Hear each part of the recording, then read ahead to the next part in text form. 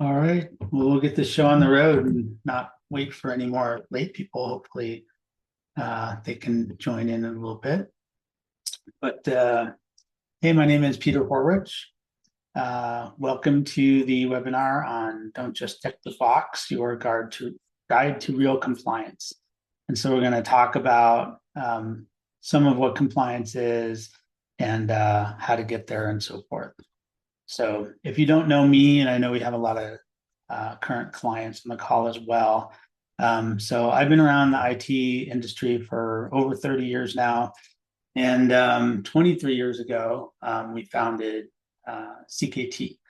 And so if you're not familiar with CKT, we're focused on organizations mostly between 25 and 500 employees is our sweet spot. But I increasingly spend my time focused on security and thought leadership around IT, risk management, and stuff like compliance. And we have been expanding our security and compliance programs here for the last couple of years. And so this is, you're going to hear a lot about that today. I wrote I'm an Amazon best-selling author on the book Easy Prey. And that actually came out almost 10 years ago now. And that was a good security book. And but the reason I still bring it up almost 10 years later, which is a really long time in IT, is that I wrote about employees being the weakest link in the security chain. And unfortunately, that's still true today as it ever was. And so obviously with the security program, you try to get employees as part of your security team, and so they don't click on things and let things into the network and so forth. So that book is still relevant today. And also, I was recently named as a Colorado Titan 100. Every year, Titan releases a list of the top 100 CEOs in Colorado, as well as other markets. So I was honored to get that award just last week. And Common Knowledge has also been a award-winning organization. So over the last 10 years, we've gathered many awards in the top 500 MSPs and the top 501. One's a North American list, one's a worldwide list. And so we've gotten many honors lately to reflect our leadership in the managed services IT world. And so that continues with our security and compliance programs as well.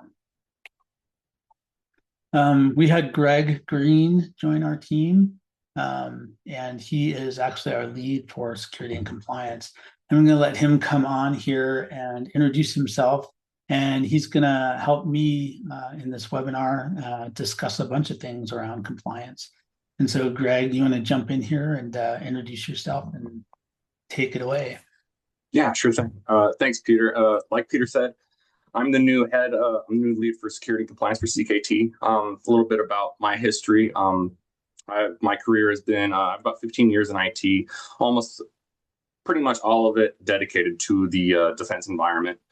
So I have a lot of experience dealing with active duty military operations and supporting large defense contractors in highly sensitive and highly regulated environments. Primarily, I've dealt with NIST 853, which is the risk management framework, which is lucky for me because that framework has inspired a lot of the control narratives for the other cybersecurity compliance frameworks that we're going to talk about in the following slides. All right, I'm controlling the slide still.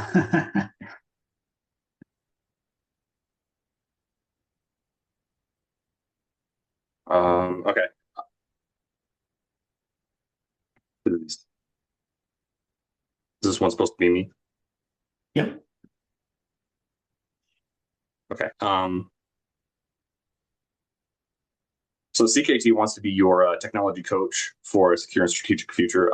Right. We're going to get into all of this later. This is kind of an agenda, but kind of broad strokes here. We're going to go over the real cost of noncompliance. We're going to give a roadmap to how you meet your compliance needs if you're subject to any of your regulatory frameworks.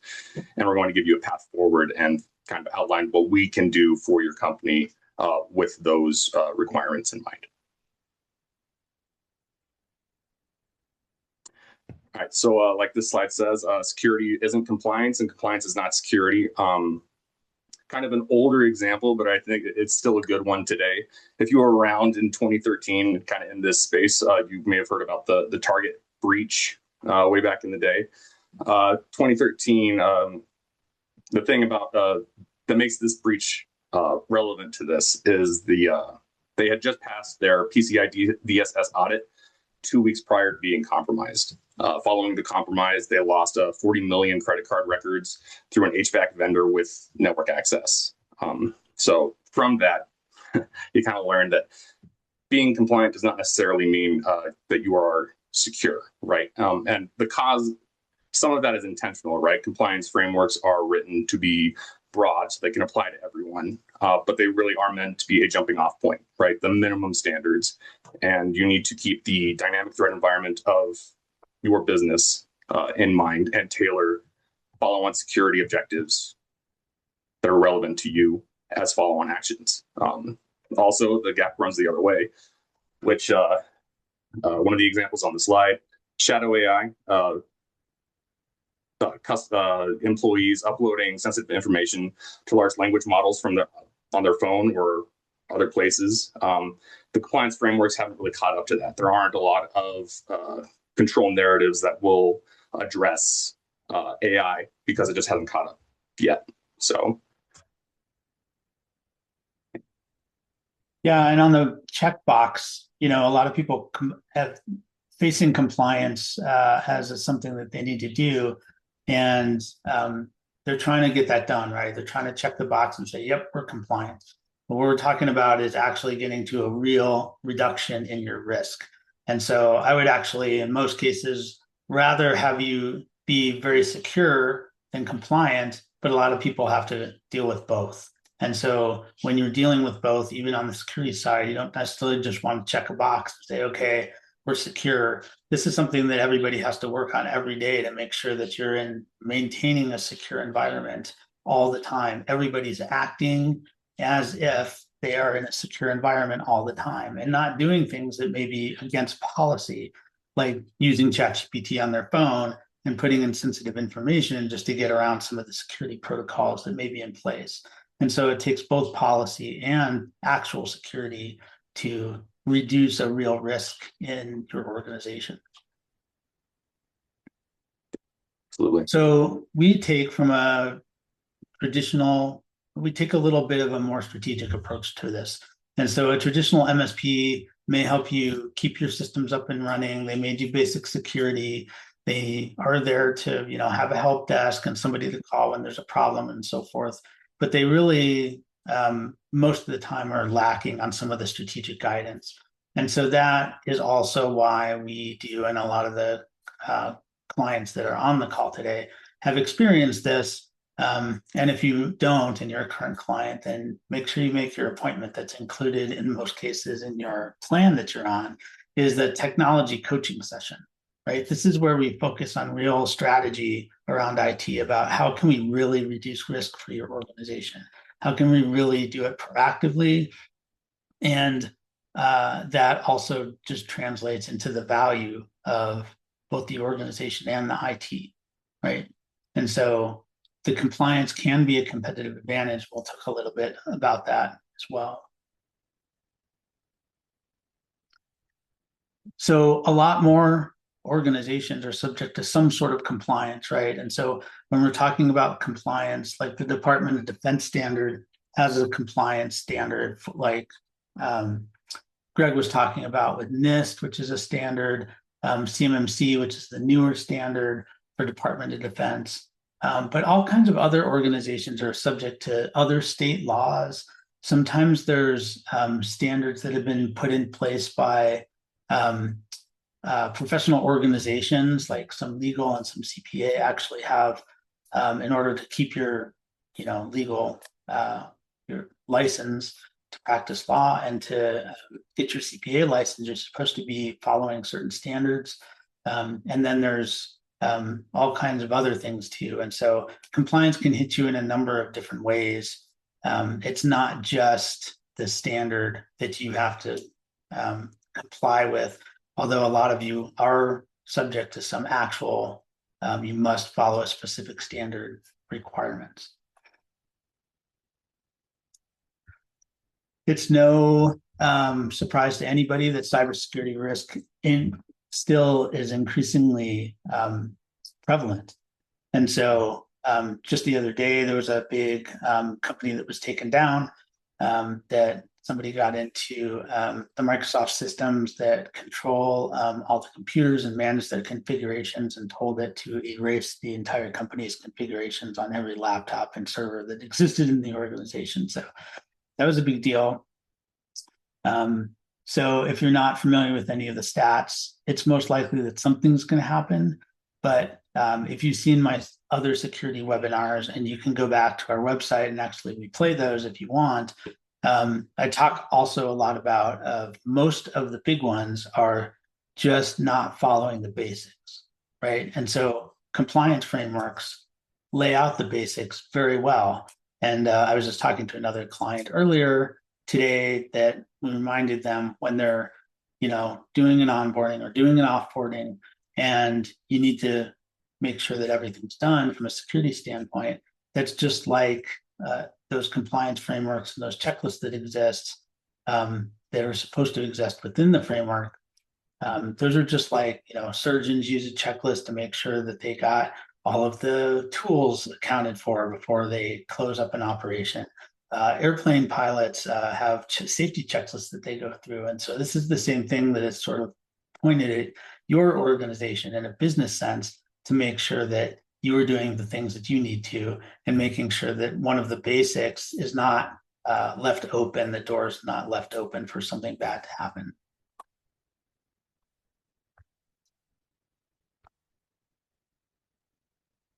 All right, CMMC, this is CMMC 2.0, is documented in NIST 800-71, and it was built for members of the Defense Industrial Base handling PUI, FCI, or ITAR data. It's comprised of 110 practices across 14 domains. Some examples of the domains are access control, incident response, configuration management. Your artifact, two of your primary artifacts for CMMC when you sit for a CMMC assessment are going to be your system security plan, your plan of action, and milestones. Those two documents alone can run hundreds of pages. So it's something that, if you haven't done something like that before, it's really valuable to have help with. The assessment itself, for level 2, if you're subject to a C3PAO assessment, it can be very intense. It's multiple assessors conduct on-site visits or remote sessions. They'll interview your staff, or review configurations, and review all of your documentation. If you're not subject to a C3PAO assessment and you're doing a self-assessment by uploading a score into Spears, it's very important that you are confident in how your Spears score is documented. Misrepresenting your score exposes you to the False Claims Act, which begins at $28,619 per claim plus treble damages. So it's very useful to have expertise backing your assessment objectives. There's a flow down requirement for primes subject to CMMC to their subcontractors. Primes are now requiring CMMC compliance for their entire supply chains, even if they're not handling CUI directly, because subcontractors serve as attack vectors to the prime. So you may be subject to some CMMC requirements, even if you're not handling CUI yourself. It's up to the prime and what they want. If you're in this space, then you probably already know, but in case not, there is an assessment timeline bottleneck. There are not enough C3PAO assessors for the number of companies that are seeking accreditation. I've seen a lot of different kind of estimated timelines for when C3PAOs are typically available. I'll just leave it as, the earlier you can get in line, the better. The best time to get the process started was 6 months ago. The next best time is today.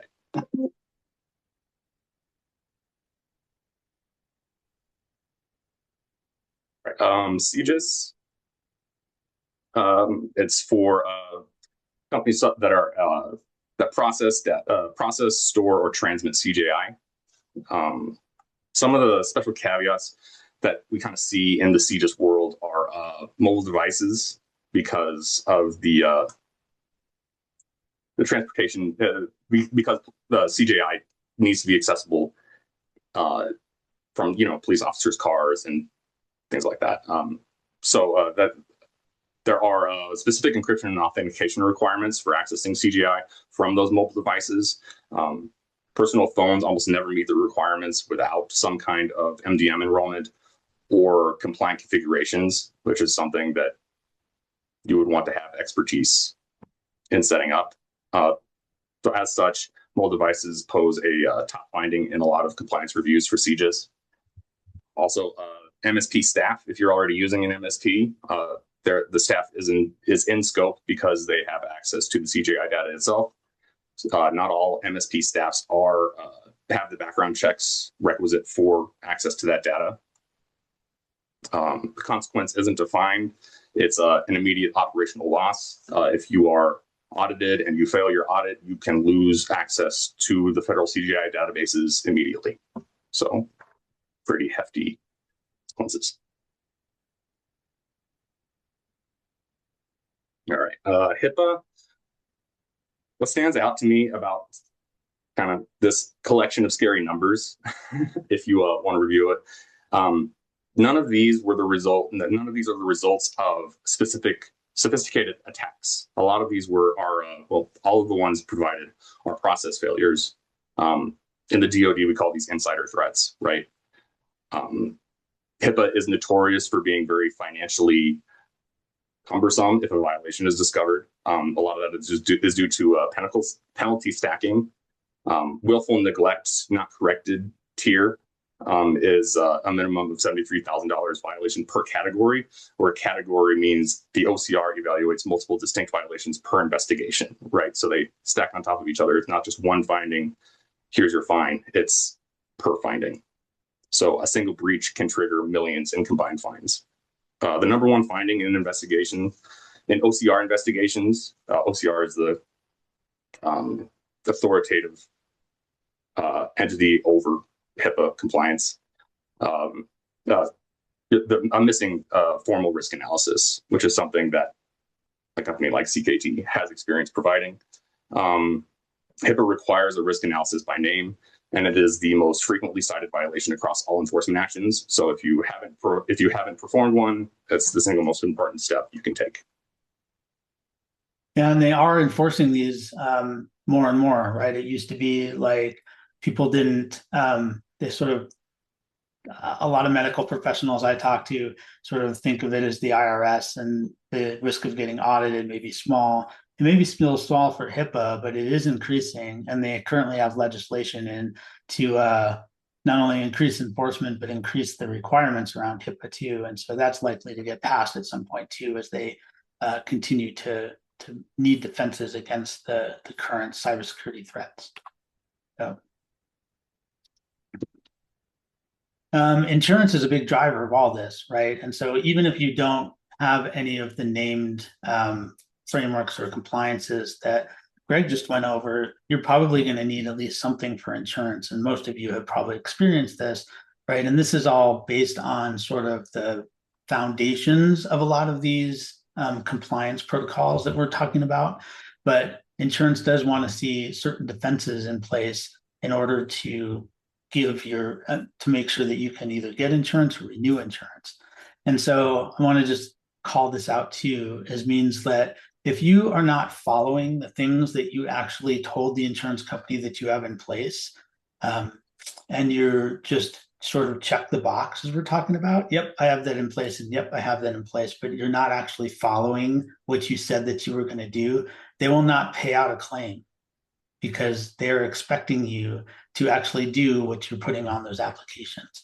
And so that's where we still see people running into problems, is that you got to do more than check the box on all this security and compliance stuff. It actually has to be operating in a secure environment. Nonprofits also get dragged into a lot of this stuff too, just because they often are required to do financial audits. And those financial audits have a cybersecurity component to them, because the biggest thing that the financial audit is doing is it's assessing risk to their organization. And one of the biggest risks these days to any organization is cybersecurity. And so they've folded that into a lot of the financial audits. And so that is something that we participate in too with a lot of our nonprofits, is that we work with cybersecurity auditors from their financial auditors to make sure everything's in line and that the risk is managed and understood from the board of directors point of view.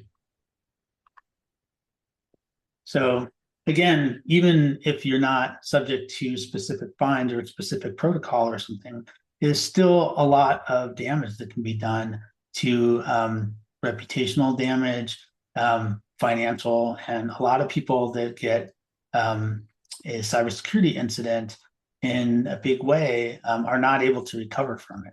And so either the actual financial losses or the interruptions in operation or the reputation is so damaged at some point that it's not recoverable for the organization. And so these are big risks, and you need to manage them appropriately. And we can do so with the way that we're approaching compliance. Yeah, so this kind of continues. We've already kind of brought this up a little bit before, but checkbox can be really appealing because it ends, right. It's a single effort, and then you don't have to worry about it anymore. You pass your audit, you're good. But that isn't effective in today's threat environment, right? This is largely because of two reasons. One is configuration drift, right? Your systems change following the conclusion of your audit, right? You have patches applied, new software installed, users who are being added, users who should be taken out but aren't. You have firewall rules being modified that might not be security reviewed. So the result is 6 months after your clean audit, you're dealing with an entirely different system than you had when you were assessed.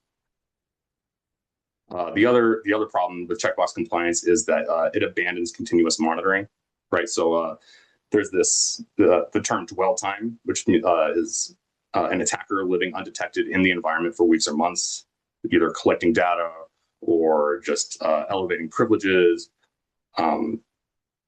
If you're doing checkbox compliance, you'll never know they're there, right? So you're only going to find attackers who are existing in your network when you're doing continuous monitoring, which you don't get with checkbox compliance. So the shift to continuous compliance is more of a mindset change instead of a technological change, right? It's not a task, it's a lifestyle. So compliance posture needs to become a living measurement and not just an annual or semi-annual project. Automation can help with that. And CKT has a lot of tools that do automate a lot of those requirements and provide that continuous monitoring. But the end goal is really when an auditor or an insurer asks about your company's security posture, you can answer it in hours because you're demonstrating what's actually true.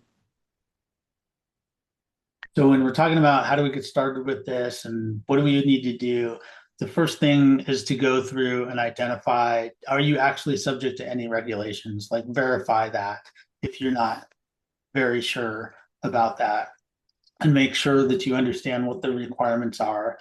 We can help you conduct a security risk assessment, which will basically tell you what is in place today.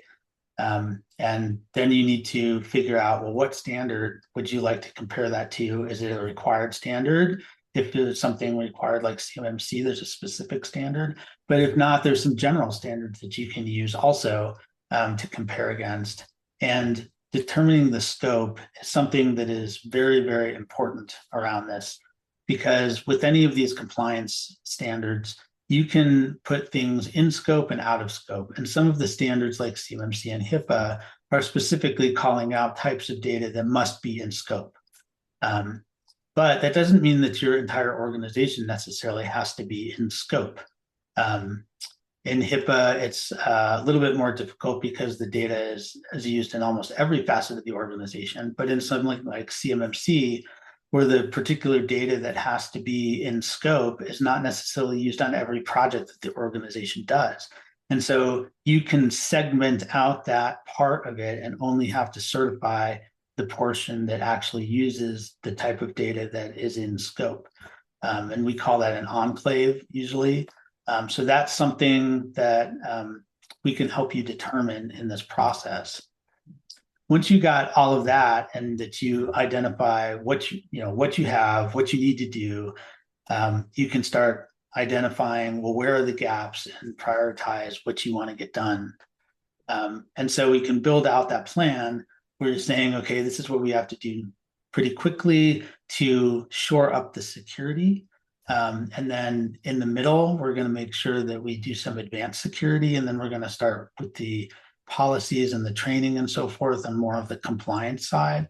And then on the long term, we need to make sure that, as Greg was talking about, the continuous compliance where is in place, where that at any point in time, we could quickly produce any sort of evidence that even an insurance company might require on an incident to prove that you are operating in a secure environment on a daily basis.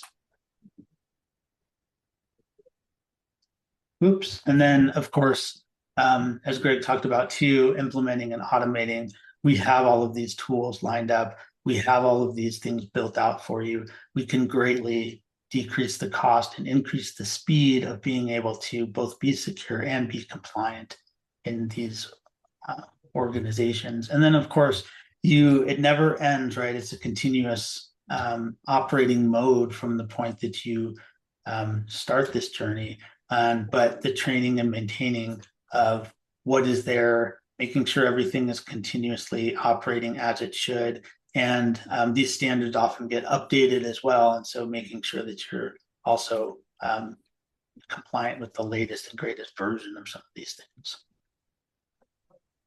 So from a compliance standpoint, I often ask, like, what does compliance cost? It can vary a lot between all of these different protocols, the size of your business, how big the enclave needs to be. But I often just tell people, go ask ChatGPT. It actually, in most cases, gives you a pretty good idea of what the average cost is. And when we look at building a compliance as a service program for you, to where it addresses the continuous nature of this, and it's not going to be just a checkbox. It's going to be something that you operate in and that we operate in from a daily basis going forward. You can see that you're tapping into the economies of scale, much like the managed services allows you to do. We manage thousands of computers versus your organization maybe tens or hundreds of computers. And so those economies of scale that we build in with the people, the automation, the tools, and so forth, that applies to compliance as well.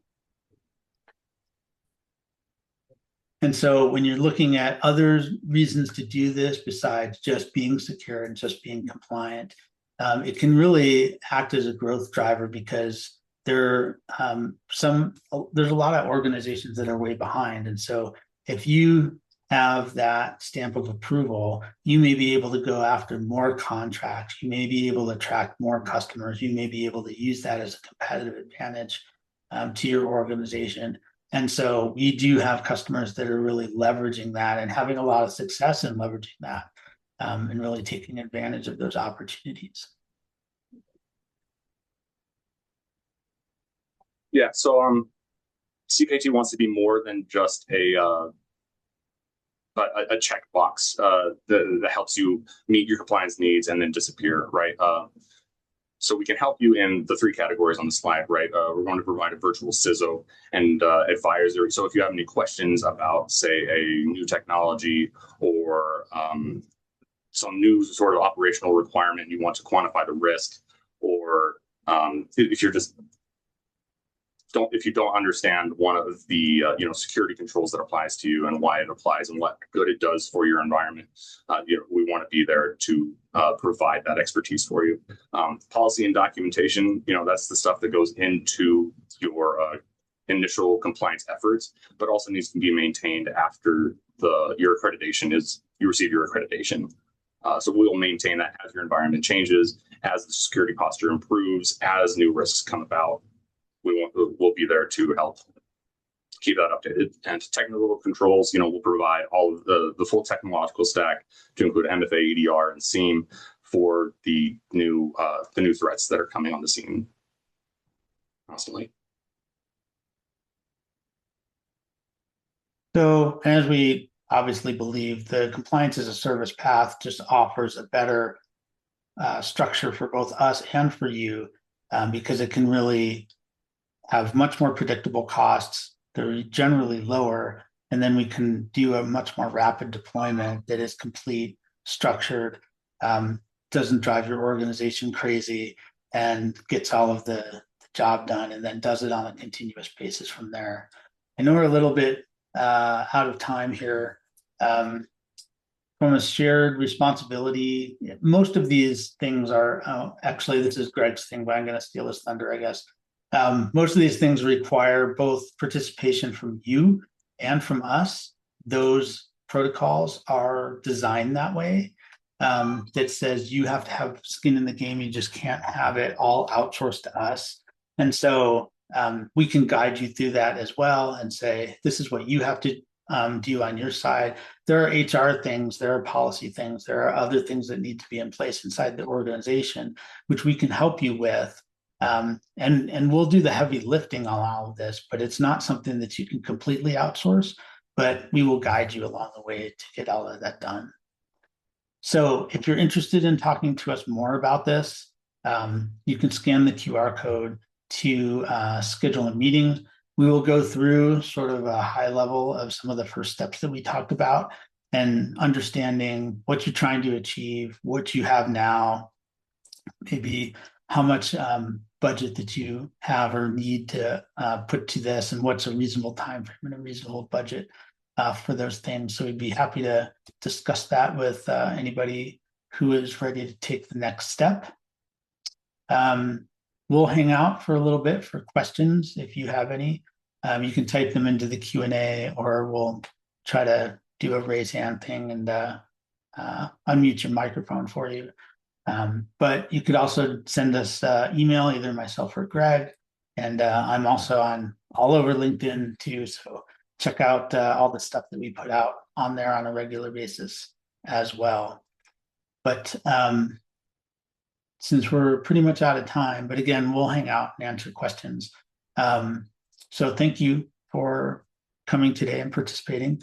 And we look forward to having future conversations with many of you. All right, I'm going to go ahead and see what questions and answers we have in here.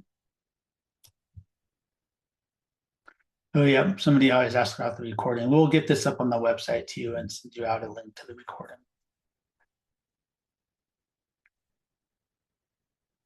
Anybody else have any questions out there?